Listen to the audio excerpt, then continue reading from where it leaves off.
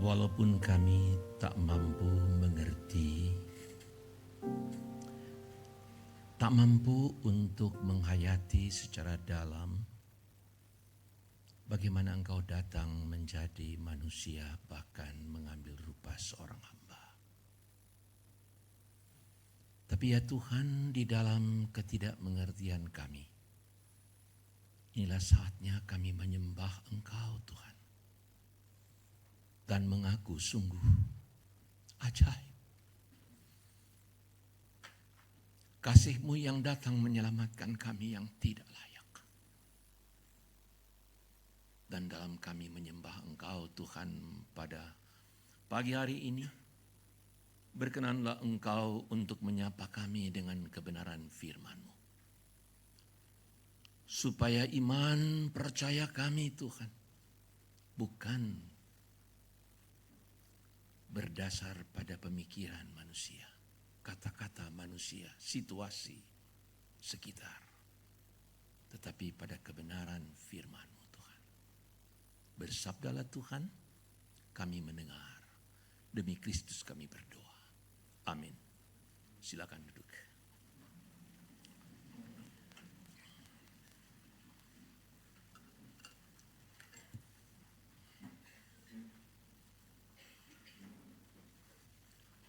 Pagi hari ini saudara sekalian, bukan saja kita semua yang ada di sini, tetapi juga di seluruh belahan dunia timur pada jam yang sama dan juga nanti di dunia belahan barat mengingat, memperingati tentang karya Tuhan yang ajaib yang datang menyelamatkan kita dengan mati di atas kayu salib. Saya selalu gentar dalam menyampaikan kebenaran firman Tuhan di dalam, khususnya di dalam hari-hari seperti ini. Mari kita akan membaca saudara sekalian bagian Alkitab yang ditujukan kepada saya dengan satu judul, yaitu The Crucified King. Diambil dari Matius pasalnya yang ke-27 ayatnya yang ke-32 sampai ke-44 yang menceritakan tentang peristiwa yang begitu menyedihkan, memprihatinkan, tapi yang menyelamatkan kita. Ketika berjalan keluar kota, mereka berjumpa dengan seorang dari Kirene yang bernama Simon. Orang itu mereka paksa untuk memikul salib Yesus. Mereka sampai di suatu tempat yang bernama Golgota, artinya tempat tengkorak. Lalu mereka memberi dia minum anggur bercampur empedu. Setelah ia mengecapnya, ia tidak mau meminumnya. Sesudah menyalibkan dia, mereka membagi pakaiannya dengan membuang undi. Lalu mereka duduk di situ menjaga dia. Di atas kepalanya mereka memasang tulisan yang menyebut alasan mengapa ia dihukum. Inilah Yesus, Raja orang Yahudi. Bersama dengan dia disalibkan dua orang penyamun, seorang di sebelah kanan dan seorang di sebelah kirinya. Orang-orang yang lewat di sana menghujat dia sambil menggelengkan kepala. Mereka berkata, "Hai engkau yang mau meruntuhkan bait suci dan membangunnya kembali dalam 3 hari. Jikalau engkau anak Allah, turunlah dari salib itu dan selamatkanlah dirimu." Demikian juga imam-imam kepala bersama ahli-ahli Taurat dan tua-tua mengolok-olok dia dan berkata, "Orang lain ia selamatkan, tetapi dirinya sendiri tidak dapat ia selamatkan. Bukankah ia Raja Israel? Biarlah ia turun dari salib itu sekarang, maka kami akan percaya." Ia mempercayakan dirinya kepada Allah, biarlah Allah menyelamatkan dia sekarang. Jikalau Allah berkenan kepadanya, karena ia telah berkata, "Aku anak Allah." bahkan penyamun-penyamun yang disalibkan bersama dia juga mencelanya demikian. Sampai di sana pembacaan firman Tuhan. Selamat dan berbahagia setiap orang yang mendengar firman Tuhan, menyimpan dalam hatinya dan melaksanakan di dalam kehidupannya. Saudara, The Crucified King. Satu judul yang sangat dalam, ya. Yang dinubuatkan dari sejak Perjanjian Lama. The Crucified King, saudara sekalian, suatu tema yang memang kontroversial. Mengapa? Yesaya pernah mengatakan tentang King ini, The Crucified King. Ia tidak tampan. Ada dua kata yang paling penting. Kita tidak menginginkannya. Yesaya 53 dari ayat ketiga. Ia tidak masuk hitungan. Perhatikan. He is the king. Oke. Tapi kita tidak menginginkannya. Kita tidak memperhitungkannya. Ya. Saudara sekalian, itulah yang kita akan bahas pada hari ini. Kontroversial daripada who is actually king. The crucified king itu siapa sebenarnya? Beberapa waktu yang lalu, saudara sekalian, saya mendapatkan suatu telepon yang memang secara beberapa kali menerima dari orang yang sama. Seorang ibu yang mempersembahkan seluruh keluarganya dalam pelayanan dan memang dikenal sebagai orang yang sangat mengasihi Tuhan. Tetapi dia mengalami suatu sakit yang luar biasa, berkepanjangan. Dan dalam telepon itu, dari sekian banyak telepon, akhirnya dia berkata begini, Musa, boleh enggak saya berdoa minta mati? Saudara sekalian, kalimat itu didasarkan pada dia berkata, enggak tahan lagi, sakit. Boleh enggak saya minta mati? Saudara sekalian, saya menjawab, kenapa tidak? Sebagai anak, kita boleh minta kepada Bapa dalam kejujuran. Tapi soal jawaban, itu adalah kedaulatan daripada Bapa. Saudara sekalian, di HP saya ini ada satu kutipan yang saya mengingatkan saya selalu, kejujuran kita di dalam menggumuli pergumulan kita. Dengan bahasa Inggris yang pas-pasan, saudara sekalian, saya coba membacakannya. Yaitu suatu doa dari seorang yang disebutkan sampai hari ini the Prince of Preacher, Charles Spurgeon. Doanya seperti ini, waktu dia sakit luar biasa. Dan pada waktu itu pengobatan belum seperti sekarang, saudara. Dia mengatakan begini dalam doanya, dia suruh orang keluar. Saya baca bukunya dan ini kutipannya. Saudara sekalian, dia suruh orang keluar karena terlalu sakit. Dia berkata, you are my father. And I am your child. And you, as a father, are gentle and full of mercy. I could not bear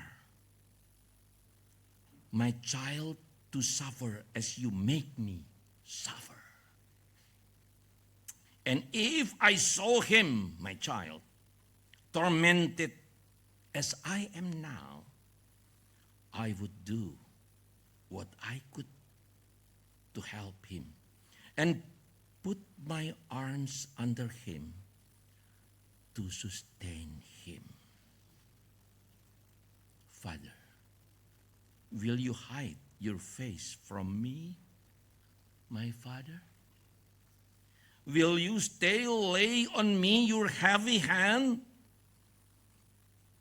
and not give to me your smile?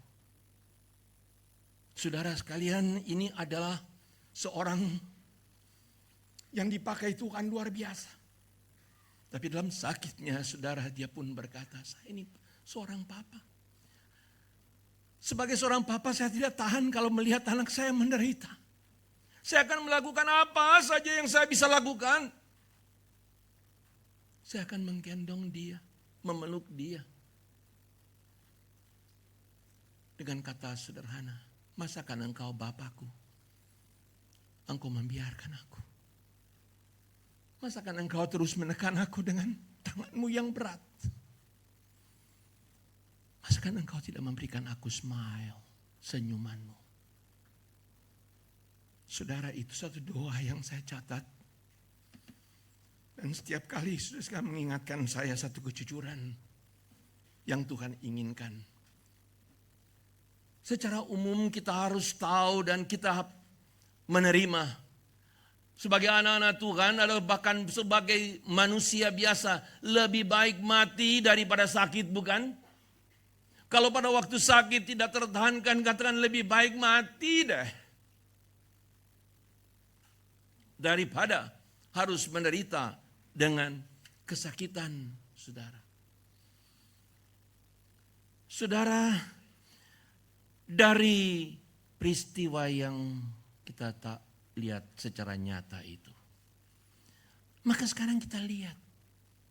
Pada waktu di Taman Getsemani, Tuhan Yesus berdoa, ya Bapa, kalau boleh cawan ini berlalu daripadaku.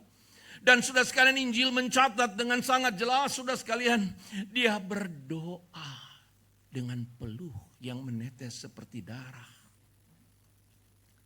Dalam Ibrani pasal yang kelima mengatakan dia berdoa dengan ratap tangis.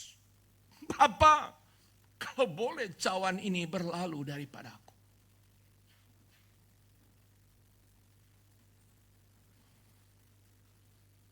Pertanyaannya, saudara sekalian, apakah Yesus takut sakit? Apakah Yesus takut sakit? Kalau boleh cawan ini berlalu. Apakah Yesus takut menderita? Kalau Yesus takut menderita, saudara sekalian, di manakah teladan yang kita bisa terima?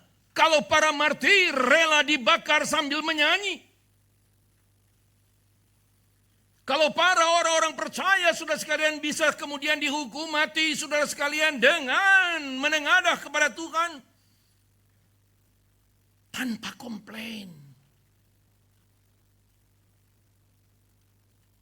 Dan apa yang kita tahu daripada Yesaya, saudara sekalian, mengatakan apa satu kalimat yang mungkin terlalu sering kita baca, tapi kalau kita hayati, ia biasa menderita.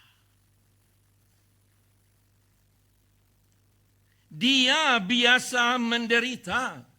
Saudara sekalian, ini dalam bahasa Inggris, saudara sekalian, kita melihat lebih jelas lagi, saudara sekalian. Familiar with pain. Familiar with sickness. Biasa menderita. Saudara mungkin bertanya, kalau begitu, di mana dia menderita, saudara sekalian? Kita seringkali hanya melihat yaitu fokus penderitaan Tuhan Yesus ada di atas kayu salib. No, saudaraku. Bukan itu saja. Kalau dikatakan, saudara sekalian, dia itu memang adalah biasa menderita, maka kita melihat, saudara sekalian, sebenarnya itu sudah terungkapkan di dalam Alkitab dengan sangat jelas, saudara. Yaitu bahwa kalau Paulus mengatakan bahwa walaupun dalam rupa Allah tidak menganggap kesetaraan dengan Allah sebagai milik yang harus dipertahankan, melainkan telah mengosongkan dirinya. Sudah sekian peristiwa inkarnasi, tidak ada satupun yang kita dapat mengerti. Tapi itulah pengorbanan. Bagaimana Allah datang menjadi manusia lahir di kandang yang hina. Bagaimana kita bisa memikirkan saudara sekalian tentang Dia yang datang kepada miliknya tetapi ditolak. Saudara sekalian, ini bukan penderitaan sekedar derita biasa, saudara. Sejak dari awal Dia ditolak. Dia disebut sebagai dalam pelayanannya Baal Zebul. Dia disebut sampai mau diambil keluarganya disebut gila, tidak waras. Come on, man. Allah jadi manusia, saudara sekalian. Tapi perlakuan daripada manusia, saudara sekalian, adalah penolakan yang betul-betul frontal, saudara. Dia disalah mengerti. Sejak dari awal. Di desanya sendiri di Nazaret ditolak. Bukankah dia anak Yusuf? Saudara, rentetan itu kita tidak pernah mungkin renungkan secara dalam. Tetapi totalitas kehidupan Tuhan Yesus dalam inkarnasi itu adalah yang Yesaya katakan. Familiar with pain. Saudara, orang bilang lebih baik sakit badan daripada sakit hati. Ada yang bilang demikian, bukan? Dan ini sudah sekalian sesuatu yang luar biasa yang dialami oleh Tuhan Yesus. Tetapi sudah sekalian disitulah kita melihat dengan jelas sekali, saudara. Apa yang sebenarnya yang Tuhan Yesus maksudkan, kalau boleh cawan ini berlalu daripadaku. Ini bukan takut menderita, bukan. Sekali lagi saudara sekalian. Yesus berdoa di Taman Getsemani bukan Yesus takut menderita di kayu salib, bukan. Bukan karena Yesus takut dengan sakit, bukan. Dia biasa menderita. Oke? Kalau begitu, so what? Apa yang menyebabkan dia berdoa dengan peluh seperti menetes seperti darah? Dia berseru Bapa dengan ratap tangis. Ada apa di balik itu? Sudah sekalian, kita tidak mampu mengerti, tetapi Alkitab dengan gamblang mengatakan, Dia yang tidak mengenal dosa dijadikan dosa karena engkau dan saya.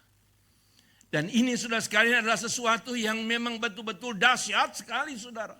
Yang tidak mengenal dosa dijadikan dosa.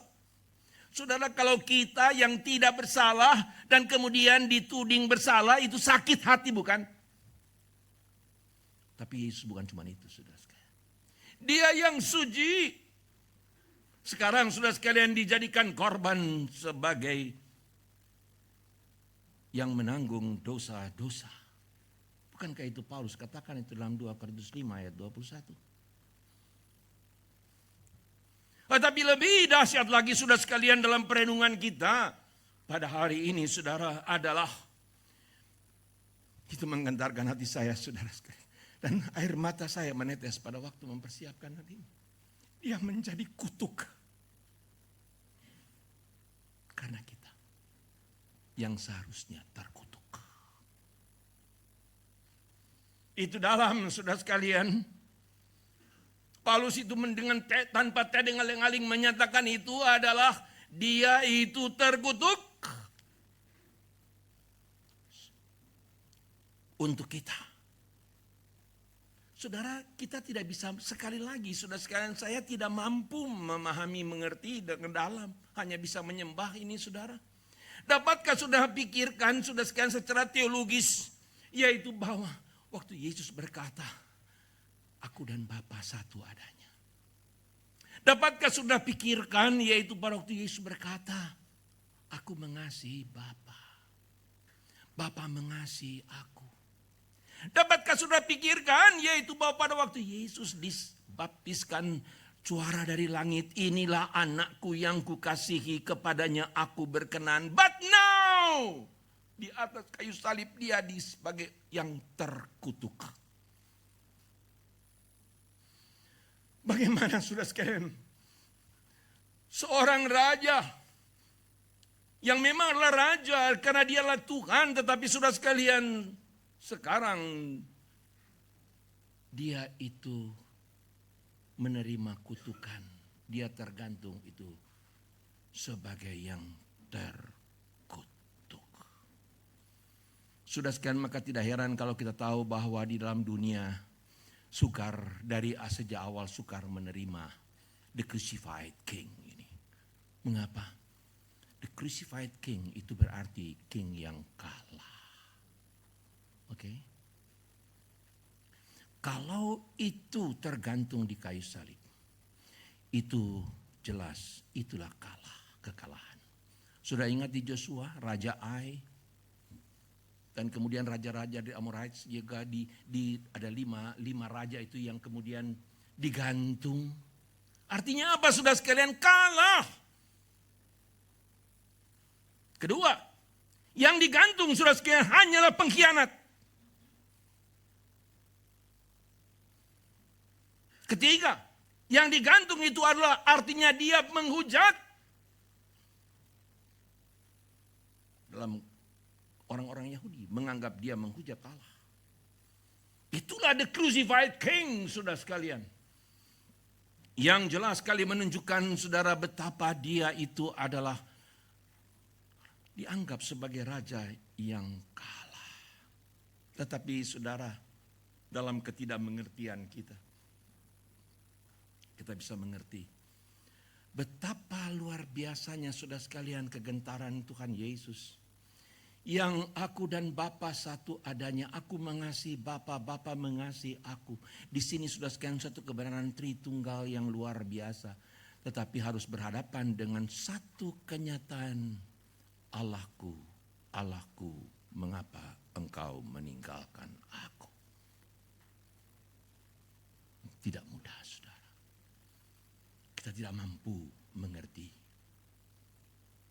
Yohanes mengatakan God is love. Oke, saudara sekalian, yang menunjukkan saudara sekalian di sana secara karakter, secara atribut, secara nature, saudara sekalian, adalah keharmonian dan keesaan daripada Allah Tritunggal. Tetapi saudara sekalian, di situ kemudian karena dosa kita dia terkutuk, dan pada waktu itu saudara sekalian dia tergantung di atas kayu salib. Itulah sebabnya saudara sekalian yang dia berseru, Allahku, Allahku, mengapa engkau meninggalkan aku? Dan itulah yang paling ditakutkan oleh Tuhan Yesus. Mau mati rasanya. Kita tidak mampu mengerti sekali lagi hal ini saudara sekalian. Tapi kita bisa dengan pertolongan Tuhan untuk sekedar merenungkan, merefleksikan betapa dahsyatnya dosa-dosa engkau dan saya. Sehingga saudara sekalian yang tidak mungkin seperti ini, itu terjadi.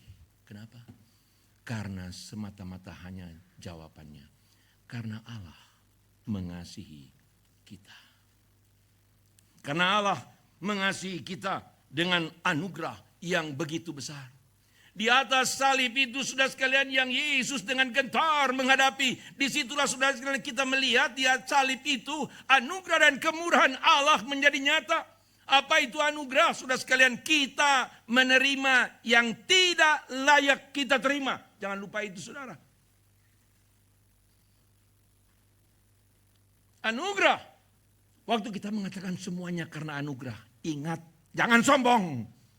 Seringkali berkata hanya anugerah, tapi itu adalah polesan dengan kesombongan hati yang diungkapkan saudara. Ya cuma anugerah, cuma bahasa rohani saja saudara. Tapi dalam hati mengatakan aku ini lumayan. Aku ini berhasil. No, anugerah adalah kita menerima yang tidak layak kita terima. Tapi di salib itulah sudah sekian juga kemurahan Allah menjadi nyata, yaitu kita menerima, kita tidak menerima apa yang patut kita terima. Sudah melihat itu? Anugerah, kita tidak layak untuk menerima. Kita terima. Kemurahan Allah itu adalah, saudara, yang sepatutnya kita terima. Upah dosa adalah maut. Tetapi kita tidak menerimanya. Mengapa? Karena salib Kristus. Karena dialah, saudara sekalian, yang tersalib di atas kayu salib itulah yang kemudian telah memberikan apa yang seharusnya, saudara sekalian, kita terima. Upah dosa adalah maut. Tapi kita tidak menerima setimpal dengan dosa kita. Karena Allah telah menanggungnya di atas kayu salib melalui Yesus Kristus. Di situ sudah sekalian kita melihat dengan jelas sekali apa yang kita mengerti. Dari penyaliban Tuhan Yesus sudah sekalian di sini.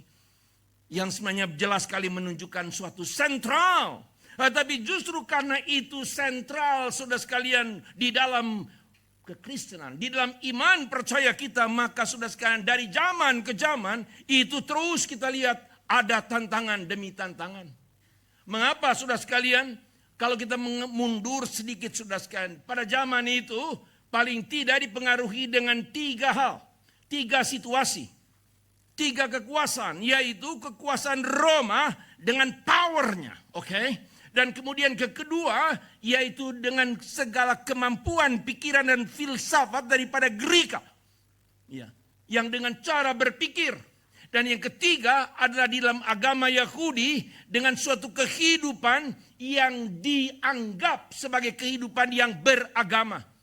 Tetapi sudah sekalian, ketiga hal ini sudah sekalian menolak Tuhan Yesus. Mengapa menolak, sudah sekalian?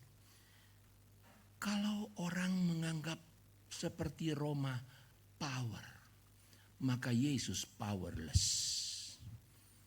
He has no power. Itulah the crucified king. Maka dia kalah. Orang Greka mengatakan, ngapain percaya kepada Allah yang mati? Ngapain? Mau percaya kepada Allah yang mati seperti itu?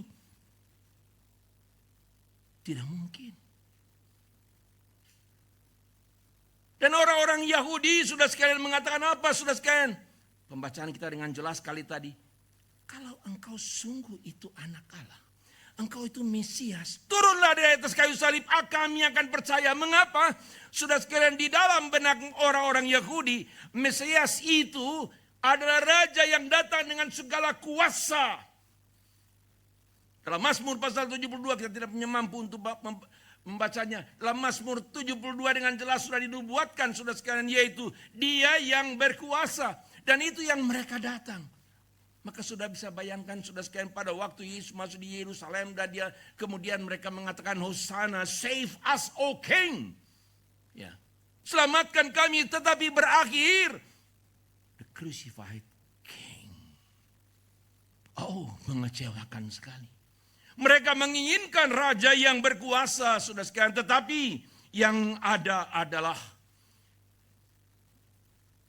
raja yang disalibkan. Itulah sebabnya, saudara sekalian, dikatakan oleh Paulus dengan jelas, bukan, bahwa itu menjadi batu sandungan. Saudara sekalian, orang tidak bisa menginginkan. Orang tidak bisa untuk memasuk akal menerimanya. Saudara sekalian, kenapa? Ngapain dengan dia yang seperti demikian? Bahkan saudara sekalian sampai pada hari ini, oke, saya katakan sampai pada hari ini, coba saudara buka di mass media, di medsos saudara sekalian, kita masih bisa dapatkan orang-orang yang menentang, benar gak Tuhan Yesus disalibkan? Logikanya sederhana, saudara. Mana boleh Allah membiarkan anaknya itu menderita seperti itu. Seperti doa Spurgeon, bukan?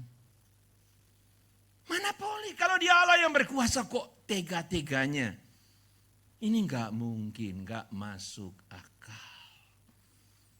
Saudara, itu dalam pemikiran dengan pemikiran Yahudi pun bisa begitu, pemikiran Roma bisa demikian dan seterusnya. Tetapi saudara sekalian, terlalu banyak orang curiga. Menolak kenapa? Nggak masuk akal. Itu jelas sekali. Menentang Tuhan Yesus sudah sekian mengapa? Karena tidak seturut dengan kehendakku. Lalu dianggap dituduhkan sudah sekalian, saya sedikit belajar, yaitu bahwa itu adalah rekayasa daripada penulis-penulis, yaitu murid-muridnya yang menuliskan tentang salib Kristus. Saudara sekalian, Roma dengan segala kuasanya, kita boleh mengatakan sudah sekalian, diwakili oleh seorang bernama, kita sebutkan dengan apa adanya, Tacitus. Seorang pemikir Roma. Tetapi dalam tulisannya dia menuliskan fakta Yesus tersalib. Saya tidak detail, cukup di situ. Dari Greka saudara sekalian pun seorang pemikir yang satire, Lucian. Walaupun dengan sindiran, tetapi tetap menulis tentang Yesus tersalib. Itu berarti fakta. The crucified king adalah fakta. Yosefus mewakili saudara sekalian orang-orang Yahudi dengan agamanya mereka. Mencatat dengan sangat jelas, yaitu Yesus yang disalibkan.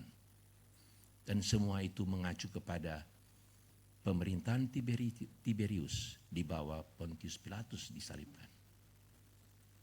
Artinya apa saudara sekalian? Tidak ada saudara sekalian satu keraguan sedikit pun daripada apa yang dikatakan tentang Yesus disalibkan itu saudara. Apapun yang menjadi pemikiran kita saudara sekalian, tetap kita lihat bahwa Injil itu mengkonfirmasi dari bagian sejarah pun telah mengatakan tentang kebenaran itu. Dan itulah sebabnya saudara sekalian kalau kita melihat bagaimana Paulus mengatakan secara jelas, aku tidak mau tahu yang lain. Tapi satu hal, Yesus yang tersalib. Apapun dan bagaimanapun saudara sekalian tentang situasi yang kita hadapi saudara sekalian, tetapi dikatakan di sini yang utama itu adalah tentang Yesus yang tersalib. Saya memberikan kontras sedikit, saudara mengatakan di sini sebagai satu refleksi. Saudara, pada waktu Petrus menjawab kepada Tuhan Yesus, Engkaulah Mesias, anak Allah yang hidup. Wah, luar biasa, bukan? Tapi saudara bisa renungkan enggak? Waktu Tuhan Yesus mengatakan dia akan menderita, dia akan disalibkan. Oke? Petrus itu berani-beraninya menarik ke samping Tuhan Yesus. Dan kata ini jelas, menegur Tuhan Yesus. Berani-beraninya saudara. Saya khawatir kita juga begitu. Berani-beraninya saudara sekalian bicara kepada Tuhan Yesus.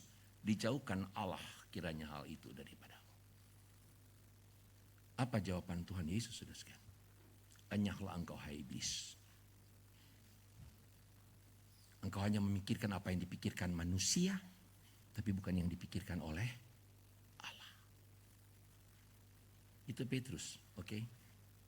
Pada waktu saudara kemudian melihat saudara sekalian di dalam Filipi pasalnya, dalam Filipi Paulus mengatakan saudara, jelas sekali di sana dikatakan, yaitu musuh, Filipi pasal yang ketiga, musuh salib Kristus. Siapa musuh salib Kristus itu? Adalah orang-orang yang hanya bertuhankan pada perutnya sendiri.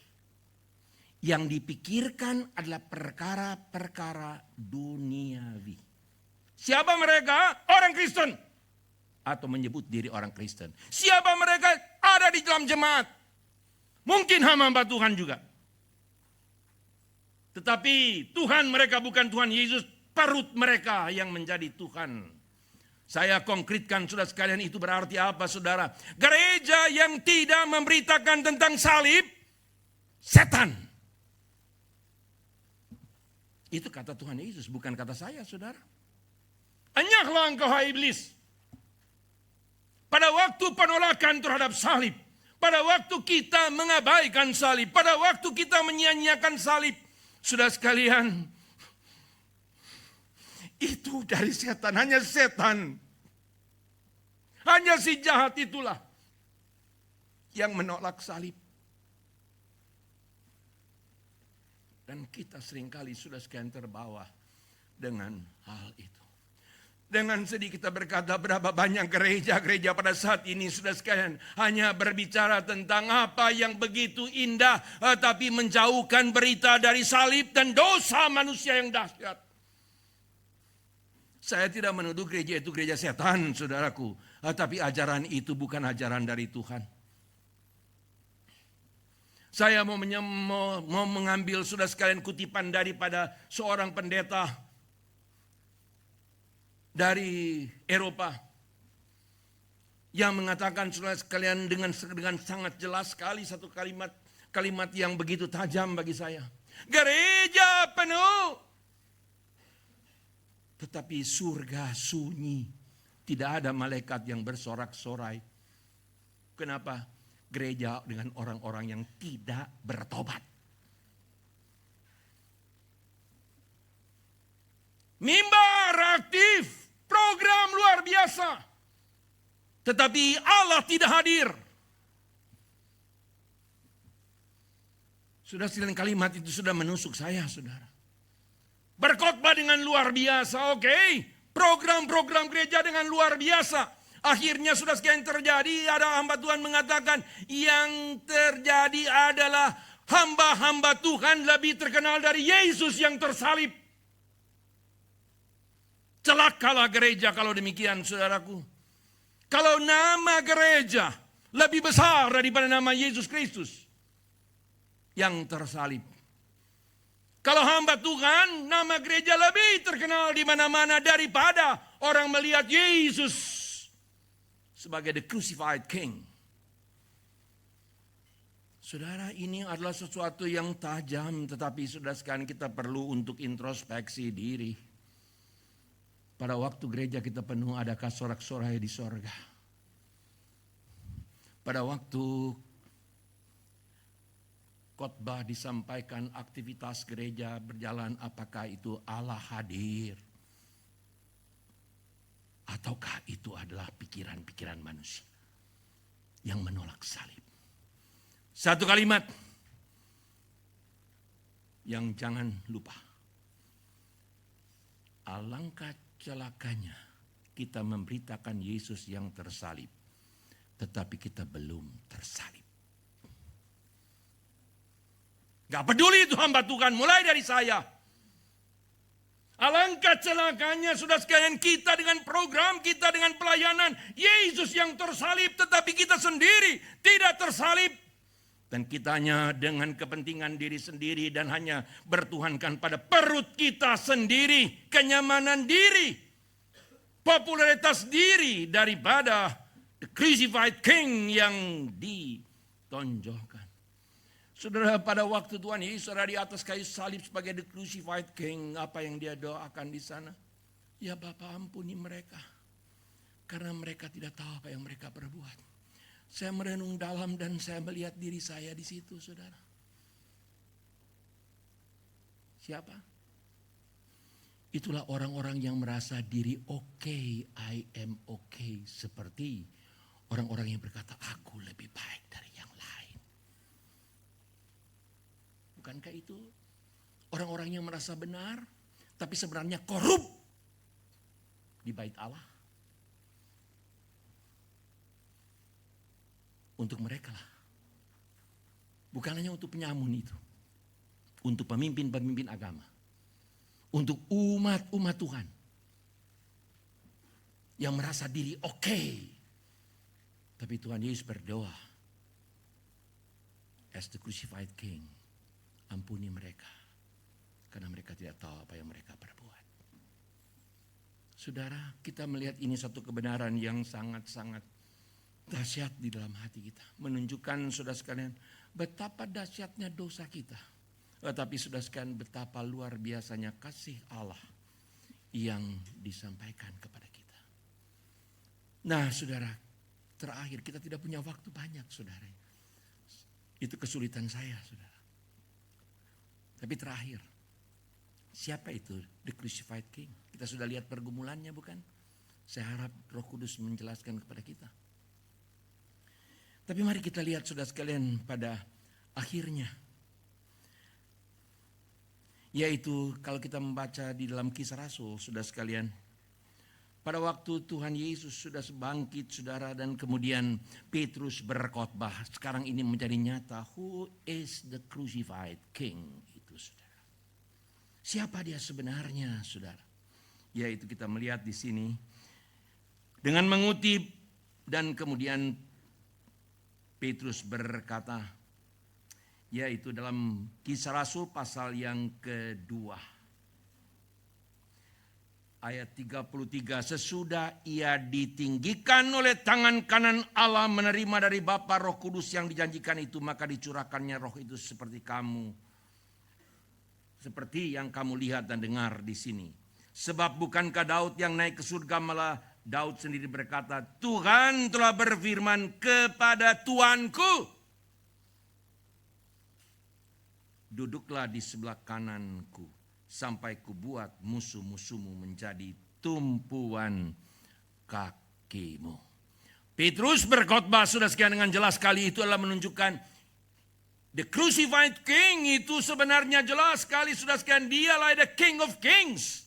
Dialah yang ditunjukkan oleh Paulus dalam Filipi pasal yang kedua, yang akhirnya dikatakan karena ketaatannya maka dia ditinggikan di atas segala nama. Dialah yang di dalam Injil Matius berkata, saudara sekalian, orang Majus berkata, di manakah raja yang baru lahir? Ditutup pada 28, segala kuasa telah diberikan kepadaku. Itulah dia yang raja, yang di luar daripada apa yang diduga dan dipikirkan. Dan itu yang Petrus khotbahkan.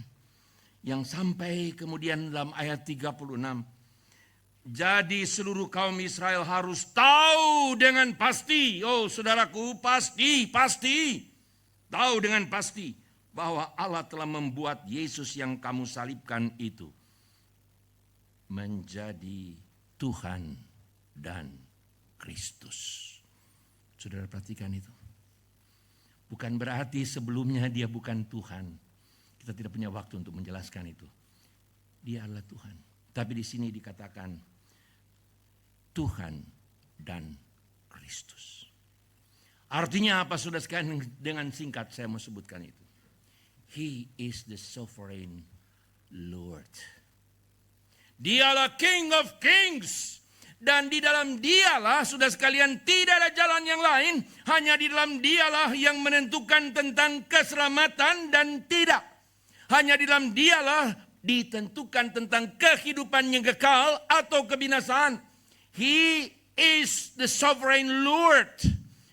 Yang akan menentukan, saudara sekalian. Dan hanya dia, itulah the crucified king. Yang menentukan Tuhan dan Kristus. He is Lord dan dia itulah Mesias. Dialah yang menyelamatkan. Maka di dalam dia sudah sekian keselamatan. Maka itu sebabnya dikatakan di bawah kolong langit ini tidak ada satu nama yang di dalamnya manusia diselamatkan. Kecuali di dalam nama Tuhan Yesus. Dan dia itulah the crucified king. Nah bagaimana akhirnya saudara di khotbah Petrus itu? Ketika mereka mendengar hal itu, hati mereka tersayat. Sudah sekalian, waktu mereka mendengar tentang the crucified king, raja yang mereka telah salibkan itu, sebenarnya dia adalah King of Kings. Dia adalah Tuhan dan Kristus. Sudah sekalian, lalu apa dikatakan di sini? Tersayat. Bahasa terjemahan baru yang lama itu mengatakan dengan cantik, sopan, terharu. Enggak benar, saudara. Bahas terjemahan baru lebih benar, tersayat. Tapi lebih tajam, tertusuk. Ketika mendengar tentang the crucified king yang sebenarnya adalah King of Kings itu, hati mereka tertusuk, tersayat. Artinya apa? Sampai mereka mengatakan, kalau begitu apa yang harus kami perbuat?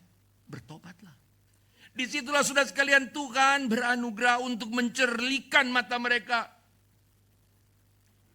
Orang berdosa yang hanya dapat diselamatkan oleh Tuhan Yesus Kristus. Maka pada hari ini sudah sekalian, kalau sampai kita mengingat Jumat Agung dan kebenaran firman Tuhan dan hati kita tidak tersayat, sudah sekalian ada something wrong dengan kita. Kalau kita mendengarkan sudah sekalian the crucified king tentang salib itu, dan kita masih main-main dengan berita salib itu, saudara.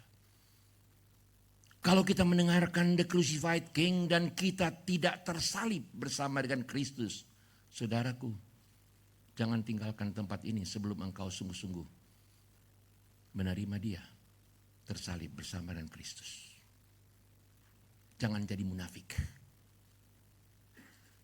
Jangan menjadi musuh salib Kristus yang berkata yes kepada Yesus, tetapi salib no. Itu bukan orang Kristen. Itu bukan pengikut Kristus. Tapi hendaklah kita, saudara sekalian, boleh mengatakan He is the King. Engkaulah Tuhan dan Juru Selamat. Tuhan, ini aku.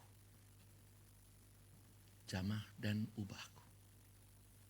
Saudara sekalian, biarlah Tuhan menyayat hati kita. Tuhan yang tahu pergumulan kita. Dan kita sungguh-sungguh mau bertobat di hadapan Tuhan. Jangan dengar bisikan setan yang mengabaikan salib. Mari kita berdoa.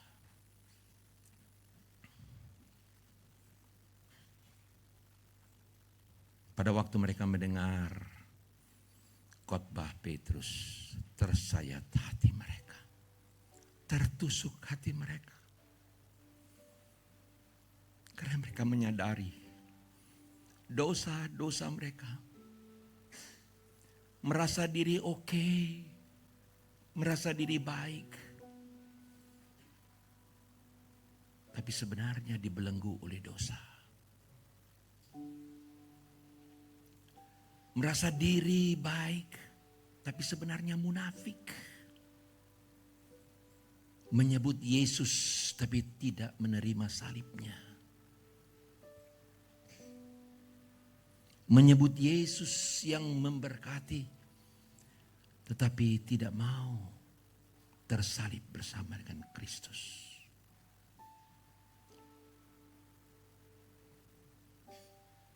Hanya si jahatlah yang menolak salib. Hanyalah orang-orang yang menuju pada kebinasaan yang menolak salib, meragukan salib. Tetapi anak-anak Tuhan yang mau menjadi anak Tuhan menerima salibnya. Menerima dia sebagai Raja yang tersalib itu. Saudara, pada hari ini saudara berkata dalam hati, dengan sungguh-sungguh, Tuhan ubahkan hatiku. Tuhan, ada begitu banyak belenggu dosa. Ada begitu banyak yang tersimpan. Tuhan, pada waktu aku merasa oke, Tuhan singkapkan kemunafikanku, Tuhan. Tuhan, sayat hatiku. Sayat hidupku, Tuhan.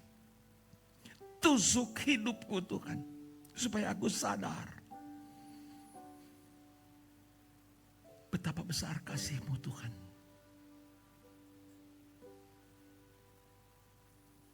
Saudara berkata demikian. Hari ini kita akan berdoa bersama-sama.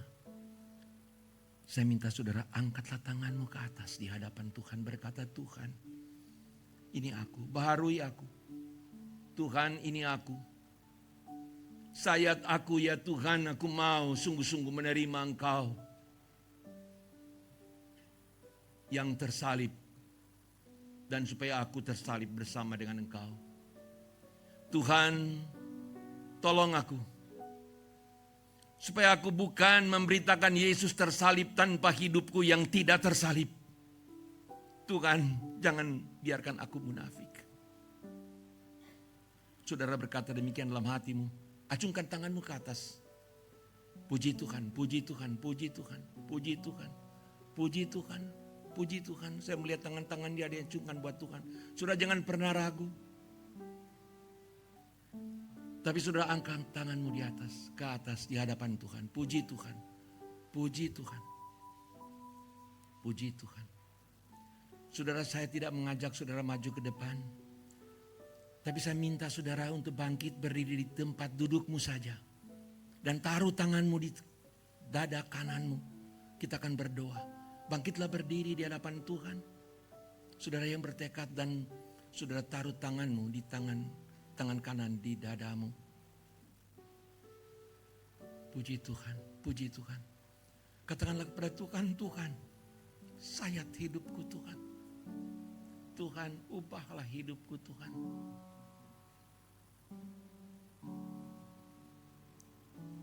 Masih adakah? Saya menunggu 1-2 orang yang sedang bergumul, saudara. Jangan engkau ragu. Tuhan Yesus mati di atas kayu salib bagi kita semua. Saudara bangkit berdiri sebelum kita berdoa. Silakan. Puji Tuhan. Ya Tuhan, inilah kami.